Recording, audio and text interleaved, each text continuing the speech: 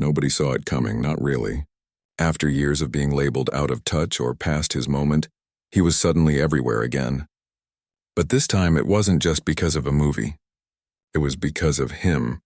It started quietly, like most good things do. A photo surfaced online.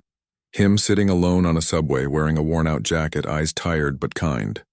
No bodyguards, no sunglasses hiding his face, just a regular guy on his way somewhere. People noticed, not because he was famous, but because he looked human. In a world where celebrities seemed to live on another planet, surrounded by handlers, filters, and perfect lighting, this felt different. Real. Then came another moment. A video of him stopping to help a stranger change a flat tire on a rainy night. No cameras, no fanfare, just someone in need and him pulling over without hesitation. It spread fast. Not because it was dramatic, but because it was ordinary. And in its ordinariness, it stood out like a lighthouse in fog. By the time John Wick hit theaters in 2014, the world was ready for him. Not just as an action star, but as a symbol of something deeper. The movie itself was gritty, stylish, and full of heart. But what people connected with most wasn't the gun-fu or the sleek suits. It was the quiet grief beneath it all. A man who'd lost everything, who fought not for glory but for love. Audiences saw more than a character. They saw a reflection of the real person behind the role. And they remembered. This man had walked through fire and never pretended it didn't burn. Studios took notice. Not just because the movie made money, though it did, far more than anyone expected, but because something had shifted in the air. People were tired of noise, tired of curated lives and empty headlines. They wanted sincerity, and he'd been offering it all along, just without the spotlight. Suddenly, the same industry that once whispered he was too quiet now called him refreshing. The same producers who hesitated to cast him now lined up to work with him. But he didn't change. That was the beautiful part. He didn't start doing flashy interviews or posting selfies or chasing trends. He just kept doing what he'd always done. Showing up, doing the work, treating people like people. And now the world finally understood what that meant. He still rode his motorcycle through the hills at dawn. Still sat in diners with a cup of coffee, watching the morning unfold. Still gave away money without telling anyone. Still remembered the names of crew members and asked how their kids were doing. None of that was new. But now, people saw it not as odd behavior, but as proof of character. What made it even more powerful was that he never asked for credit. He didn't give interviews about his kindness. He didn't turn his humility into a brand. In fact, when reporters tried to make him a hero for simple acts of decency, he'd shrug and say something like, "Isn't that just what you're supposed to do?" That humility became his quiet superpower. While others built empires on self-promotion, he built trust through consistency, and trust, it turned out, was worth more than hype. The John Wick sequels only deepened the connection. Each film carried the same soul, action with heart, violence with purpose, a man fighting not for revenge, but for something sacred. Fans didn't just love the stunts, they loved the stillness between them. The way he'd pause before pulling the trigger, the way his eyes held sorrow even in victory, it felt honest. And in a time when so much felt staged, honesty became rare currency. But it wasn't just about movies. It was about how he moved through the world. At comic conventions, he'd stay late to sign every last autograph, no matter how tired he was. He'd kneel to talk to kids, look them in the eye, make them feel seen. At charity events, he'd show up without fanfare, donate generously, and slip out before anyone could make a speech about it.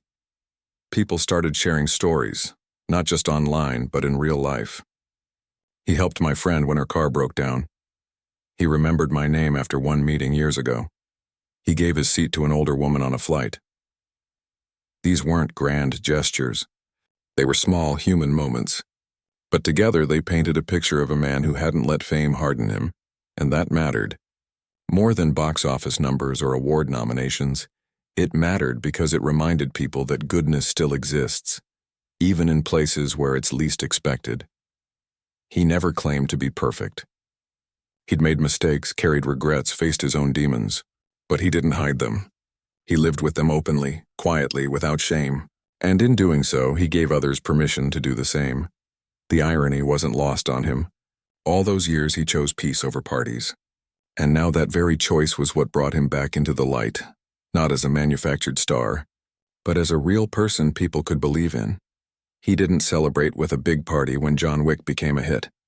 He called a few close friends, took a long ride on his motorcycle, and went to bed early. The next morning he was back on set, rehearsing lines, making coffee for the crew, doing the work. Because for him, success was never about the noise. It was about showing up, day after day, with integrity, kindness, and enough quiet courage to stay true when the world demands you perform. And now, the world wasn't just watching. It was listening, not because he shouted, but because he'd been speaking softly all along, and finally people were ready to hear. The late 1990s rolled in with a kind of hopeful energy, new technology, fresh music, the promise of a new millennium. For many, it felt like the world was turning a page, but for him, the pages kept tearing. Just when it seemed like life might settle into something steady, the ground gave way again. And this time, the pain wasn't just sharp, it was deep, slow, and unrelenting. He had found love. Not the flashy, headline-grabbing kind, but something real and quiet. They built a life together, full of small moments, morning coffee, late-night talks, plans for the future. And then joy came in the form of a baby, a daughter they'd dreamed of, waited for, loved before she even took her first breath. But that joy lasted only a heartbeat. She was stillborn. The word itself feels too clean for something so raw. There are no words, really, for holding your child and knowing they'll never open their eyes, never laugh, never grow up. It's a kind of silence that echoes louder than any scream. He didn't speak about it publicly. Not then, not in detail. When asked, he'd say only that it was the hardest thing he'd ever lived through. He didn't describe the hospital room, the empty arms, the way time seemed to stop. He didn't turn his grief into content or use it to explain why he looked tired in a photo. He just carried it. And somehow he kept showing up for work, for friends, for the woman he loved who was drowning in the same sorrow. They tried to hold on to each other. Grief can either pull people together or tear them apart, and for a while they chose each other. But loss has a way of changing people in ways no one can predict. Just months after their daughter's death, the woman he loved was in a car accident. She didn't survive. Just like that, the person who understood his pain better than anyone was gone too. 2 losses back to back like waves crashing over someone already underwater. Reporters swarmed. Cameras followed him everywhere. They wanted quotes, tears, a reaction they could package into a story. But he gave them nothing dramatic. No breakdowns on sidewalks. No angry rants. At her funeral, he wore a simple black suit, stood quietly, and left without fanfare. He didn't post tributes. He didn't give interviews about moving on or finding closure, because anyone who's been through real loss knows there's no neat ending. There's just learning to live with a new kind of weight. What's remarkable isn't that he survived it. It's how he chose to live afterward. While the world expected him to vanish, to take years off, to fall apart publicly, he did the opposite. He went back to work. Not to escape, but maybe to anchor himself. On set, he was the same as always. Polite, focused, the first to arrive and the last to leave. He treated everyone with the same respect, whether they were the director or the person serving coffee. And behind the scenes, he started doing things no one asked him to do. He began visiting children's hospitals, not for photos, not for press. He'd go alone, sometimes on his motorcycle, wearing a hoodie to stay low-key. He'd sit with kids going through treatments, play board games, listen to their stories. He never talked about his own losses there. He just showed up as someone kind, present, and real. He also started giving away money, lots of it. Not through big announcements, but quietly. He'd hear about a crew member struggling with medical bills and pay them off without telling anyone. He'd fund scholarships, support small charities, help friends in need without ever expecting thanks. Why? Because he understood something most people don't. Pain doesn't have to make you bitter. It can make you softer. When you've known deep sorrow, you start to see it in others. The tired eyes, the forced smiles, the quiet desperation. And instead of turning away, you reach out. Not to fix them, but to say, I see you. You're not alone. He never said it like that, of course. He wasn't the type for speeches. But his life became a kind of quiet language. Every time he tipped a waiter generously, every time he remembered a stranger's name, every time he chose kindness over convenience, it spoke louder than any quote ever could. And still, through all of it, he protected his inner world. He didn't post about his healing journey. He didn't write a memoir detailing every tear. He knew that once you turn your pain into a public story, it stops being yours. It becomes something people comment on, argue about, or worse, forget. So he kept it close. Not because he was ashamed, but because it was sacred. His grief belonged to him, to the people he lost, and to the quiet space between heartbeats where real healing happens. This wasn't stoicism for show. It wasn't about being strong in the way society often defines it, bottling everything up until you explode. No, this was something deeper. It was the choice to honor pain by not making it entertainment. It was understanding that your struggles don't need an audience to be valid. They just need your attention, your care, and your time. Years later, when people asked how he got through those years, he'd often say something simple like, "You just keep going." Not because it was easy, but because stopping wasn't an option. Life doesn't pause for grief. Bills still come. Work still calls. The sun still rises. And so you rise with it. Even if your legs shake, even if your heart feels like glass.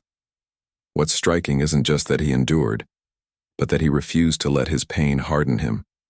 In a world that often rewards cynicism, he stayed open. In an industry that thrives on image, he stayed real.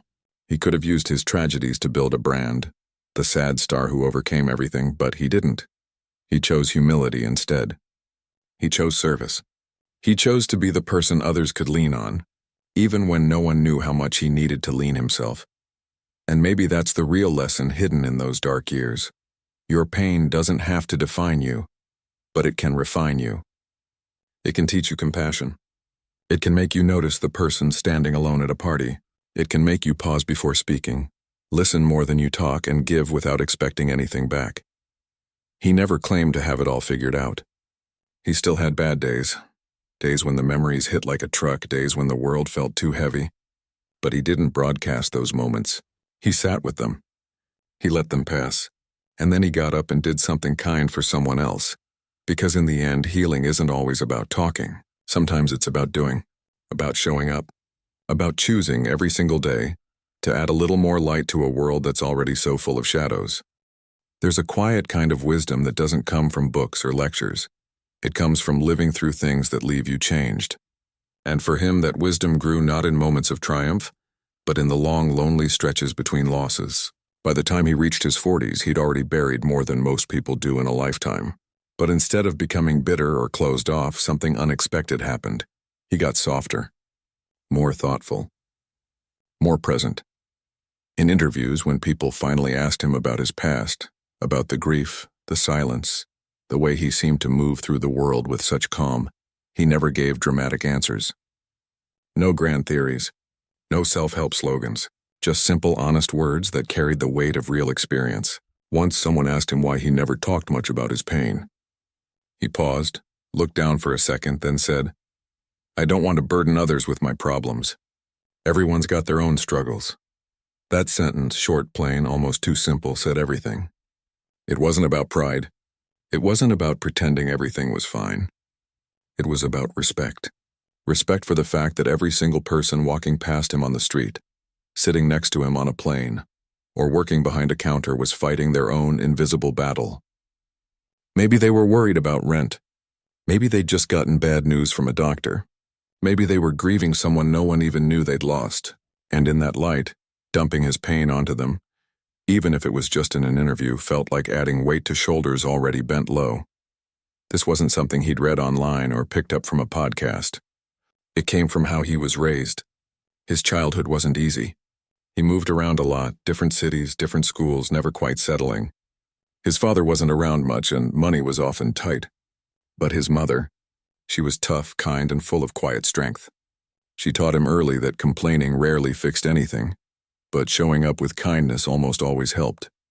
That lesson stuck, not as a rule, but as a way of being. He also grew up between cultures, part of him rooted in places far from Hollywood, in families where emotions were felt deeply but spoken about sparingly. In those worlds, dignity wasn't about how loudly you expressed your pain, but how gracefully you carried it. You didn't wear your heart on your sleeve for strangers. You saved your vulnerability for the people who'd earned the right to hold it. And even then, you didn't expect them to fix you, you just let them sit with you in the dark. That's why, even at the height of his fame, he never turned his life into a public diary. While others shared every breakup, every therapy session, every emotional low on talk shows or social media, he stayed quiet, Not because he thought he was above it, but because he believed some things lose their meaning when they're shouted into the void. Grief, love, fear, they're intimate. They deserve privacy. They deserve space to breathe without an audience. And here's the thing people often miss. Choosing not to reveal your problems isn't the same as hiding them. It's not denial. It's discernment. It's knowing the difference between sharing to heal and sharing to perform. He knew that real healing happens in stillness, in long walks alone, in journal pages no one will read, in quiet conversations with one trusted friend over coffee at 2 a.m., not in viral clips or trending hashtags. He also understood something else. When you constantly talk about your pain in public, it can start to define you. People stop seeing you as a whole person and start seeing you only as the one who suffered. And that's a cage. He didn't want to be known just for what he'd lost. He wanted to be known for how he lived afterward, for showing up, for working hard, for treating the janitor the same way he treated the studio head. That's why, even when fans would approach him with tears in their eyes saying things like, "Your story gives me hope," he'd always gently redirect the conversation. He'd ask about their life, their dreams, their struggles. He didn't want to be a symbol. He wanted to be human, with them, not above them. Over time, this quiet approach became his signature. Not the flashy kind you see on billboards, but the kind people notice in small moments. Like the time he gave up his first-class seat on a flight so a family could sit together, or when he spent hours after a premiere signing autographs for every single fan who waited, even though he was exhausted, or when he showed up to a friend's art show no one else attended just to say, "I'm proud of you." These weren't grand gestures. They were human ones. And they came from a place of deep awareness. Life is hard for everyone. So why add to the noise? Why make your pain someone else's job to carry? Instead, be the person who lightens the load, even just a little. He never called this a philosophy. He wouldn't use a word like that. But if you watched how he moved through the world, you'd see it clearly. Protect your peace, honor your pain, but don't let it spill onto others unless they've asked to hold it with you. And even then, share it gently. This mindset didn't make him emotionless. Far from it. Those who knew him well said he felt things deeply, maybe too deeply. But he'd learned to channel that feeling into action, not performance. Instead of posting about how sad he was, he'd go volunteer. Instead of ranting about injustice, he'd quietly fund a cause. Instead of demanding the world see his pain, he'd look for ways to ease someone else's. And in doing so, he built a life that spoke without shouting. People didn't follow him because he told them how to live. They followed him because they saw how he lived, and it made them want to be better too. There's a strange kind of freedom in not needing the world to know your struggles. It lets you breathe. It lets you heal on your own terms, and it leaves room for joy to sneak back in. Real, quiet joy, like the kind you feel watching a sunset or sharing a meal with someone you love. He never claimed to have all the answers. He still had days when the past came rushing back, when the weight felt unbearable. But he didn't broadcast those days. He sat with them. He let them pass. And then he got up and did something kind, because kindness, he'd learned, was the best antidote to despair. In a world that often confuses vulnerability with oversharing, he offered a different path. Be real, but be respectful. Feel deeply, but choose wisely who you share that feeling with. And above all, remember that your pain is yours, but your kindness, that belongs to everyone. Years went by. The cameras kept flashing, the movies kept coming, and life kept moving. Fast for some, slow for others.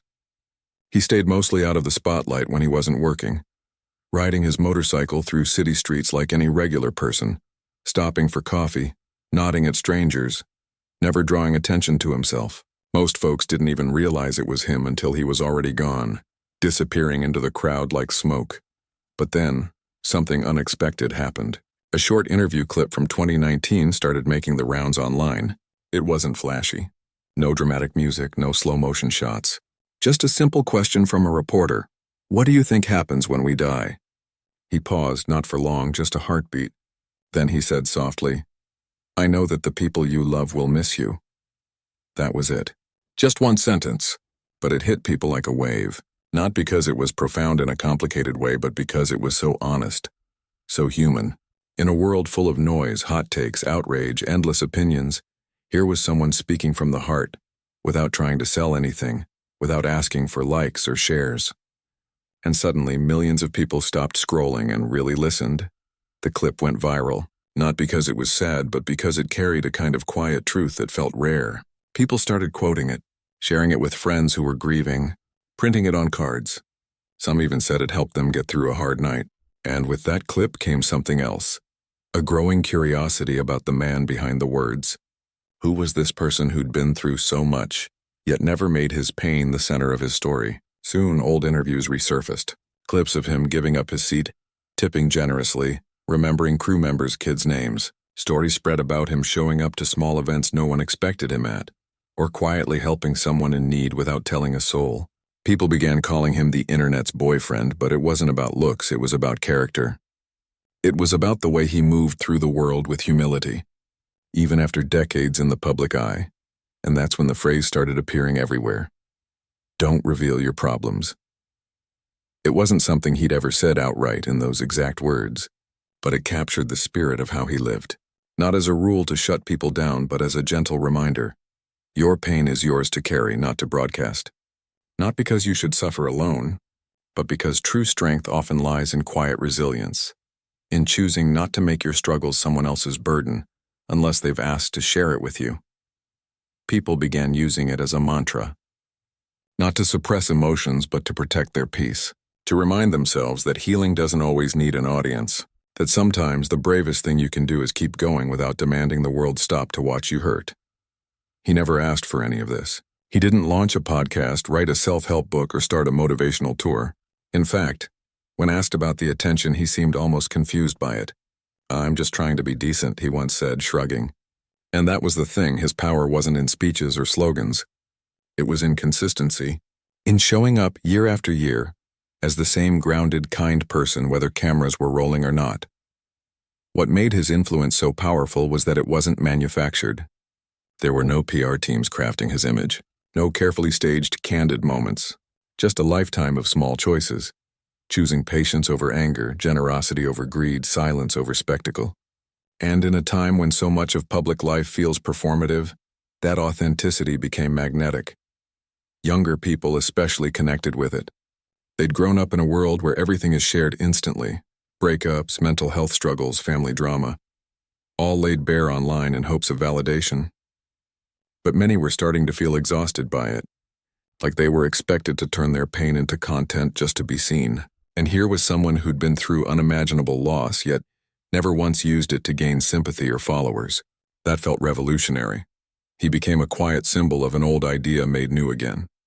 You don't have to explain your wounds to prove they exist. You don't have to perform your healing to be worthy of respect.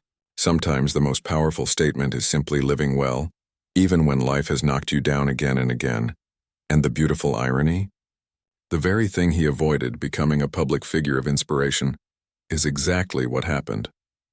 Not because he tried, but because he didn't. His life became the message. His actions the speech. Every time he treated a stranger with kindness, every time he showed up without fanfare, every time he chose dignity over drama, he was teaching without saying a word. Fans started writing letters, not asking for autographs, but thanking him for showing them another way to be strong. Teachers used his example in classrooms to talk about empathy. Therapists mentioned him when discussing healthy boundaries. Even people who'd never seen his movies found comfort in the way he carried himself. None of it was planned. None of it was marketed. It just grew, naturally, slowly, like a tree, because it was real. And through it all, he stayed the same. Still riding his bike, still sitting alone at diners, still giving more than he took. When asked how it felt to be called an inspiration, he'd usually smile and say something like, "I'm just doing my best like everyone else." That humility was part of the magic. He never acted like he had life figured out. He never claimed to be perfect. He just kept choosing day after day to be kind in a world that often rewards the opposite. In the end, the motivation speech people talk about isn't something he ever gave on a stage. It's the sum of his life. Every quiet act, every unspoken grief, every moment he chose to lift someone else instead of drawing attention to his own pain. And maybe that's why it resonates so deeply, because it's not about words. It's about how you live when no one's watching. And in a noisy world hungry for heroes, he became one, not by shouting, but by staying steady. not by revealing everything, but by protecting what mattered most: his humanity, his integrity, and the quiet belief that kindness, done without expectation, is the truest form of strength. Now in his late 50s, he still rides the same motorcycle through the same city streets, wearing the same worn leather jacket, looking more like a regular guy who fixes bikes than one of the most recognizable faces on the planet. If you passed him on the sidewalk, you might not even notice him. Just another person lost in thought, maybe heading to grab a coffee or meet a friend. And that's exactly how he likes it. He's still working, still showing up on movie sets, still giving his all to every role, no matter how big or small. But fame hasn't changed the core of who he is. He doesn't live in a gated mansion surrounded by security. He doesn't post curated photos of his life for likes. He doesn't give interviews about his journey or drop buzzwords about mindfulness and healing. He just lives, simply, quietly, and with a kind of consistency that's become rare. People still talk about him, though. Not because he's chasing attention, but because his way of moving through the world keeps echoing in unexpected places. A young actor on set says he took the time to explain a scene not because he had to, but because he saw they were nervous. A fan shares a story about him stopping to help someone change a flat tire on a rainy night, refusing to leave until it was fixed. A crew member mentions how he remembers birthdays, asks about family, and never acts like he's above anyone. These aren't headlines. They're just moments, small human moments that add up to something bigger over time. And that's the thing. His legacy isn't built on awards or box office numbers.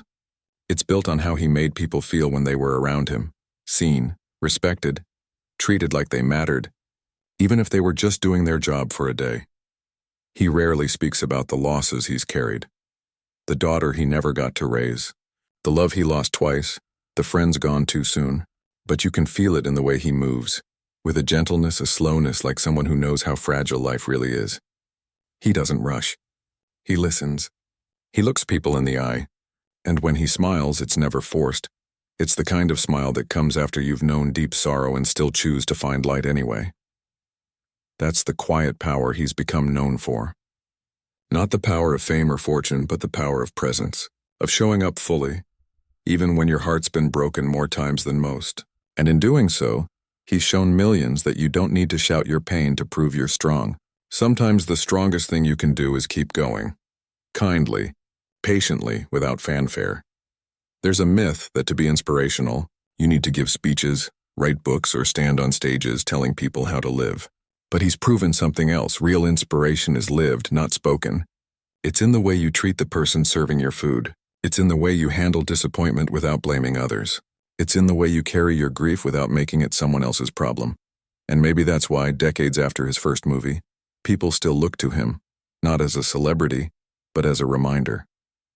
A reminder that you can go through hell and still choose kindness, that you can lose everything and still show up with open hands, that your past doesn't have to be your prison, it can be your teacher.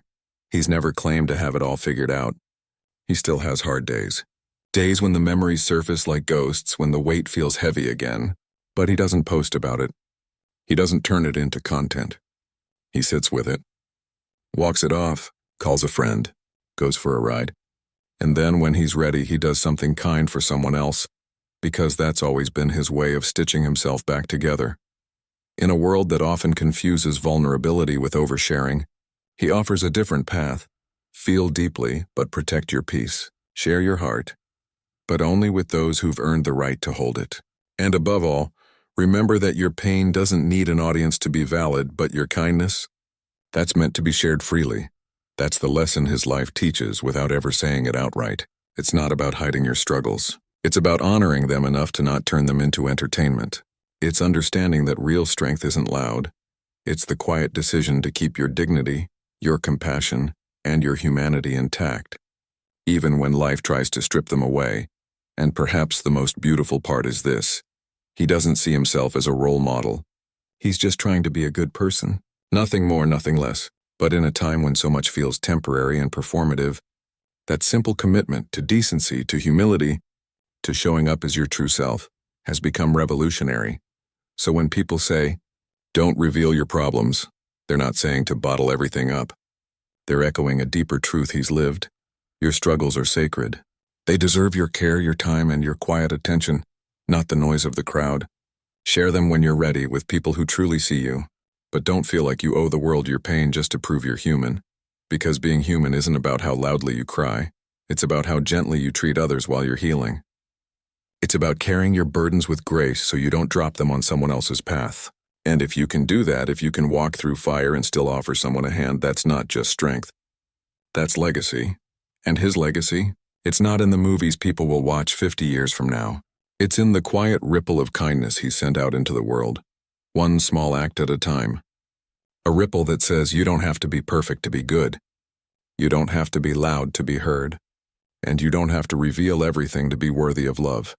You just have to keep showing up, with your heart open, your hands ready to help, and your silence full of respect for the weight we all carry. That's enough. That's everything.